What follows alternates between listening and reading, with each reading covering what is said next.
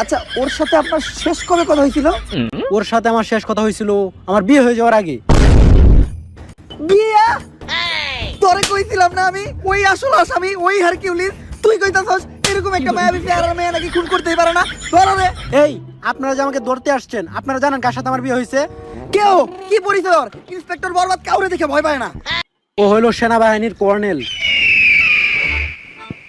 এই গিল্লো, কই যাস? আর চাকরি বাছাইবার চাইলে আয় পড়েন।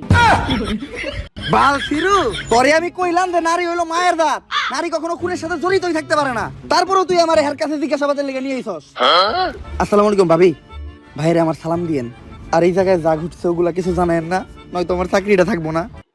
বুঝলাম না, প্রশ্ন করলাম ওরে উত্তর দেস তুই। তো ভাই কথা কই না কে? ছাগল ঘাস খায় মাঠে আর ভাই চাটনি চাটে। সবাই ভাই বাইরে ভয়, তাই চাটনি মনির ভাই কথা কম কয়। কে তোর ভাই কথা কম কই কে? তোর ভাইয়ের মুখে গন্ধ নাকি? এই, বাইরে চাটাস না, ভাই চেতলে চাটনি বাদ দত করে চাইতে দিব। স্যার চাইটা দিব, আমরা তো 3 দিন ধরে গোসল করি না, লন আমগো শরীরটাও চাটিয়ে নেই। তো শরীর চাপানোর কথা কস, আমি তো অন্য কিছু চাপাবো ভাবছিলাম। আরে বেটা, মেধা তো আমার ভিতর ভরপুর, দেখাবো নাকি? হয়ে যাক তাহলে স্যার। ভালোবাসার আলাদ নাম পাই ব্লাদার। ওরে বাবারে, মাথা ঘুরতাছে।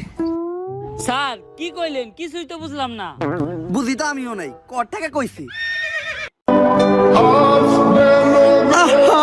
নানি, নানি কত সুন্দর অভিনয় করে রে। অভিনয়ের জন্য আমার নানি সেরা রে। স্যার এতদিন আমি আপনারে ভুল বুঝছি, আপনি আমার মাফ করে দিয়েন। ব্যাপার না জিল্লু, এটা বোঝার জন্য তোমারে ফাঁক ইউ। স্যার এটা ভাগ ইউ না, এটা থ্যাংক ইউ হইব।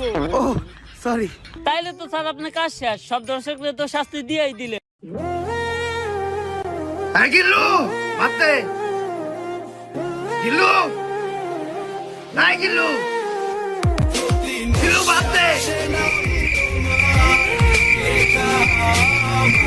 আম্মা খারাপ, বরবাদ করে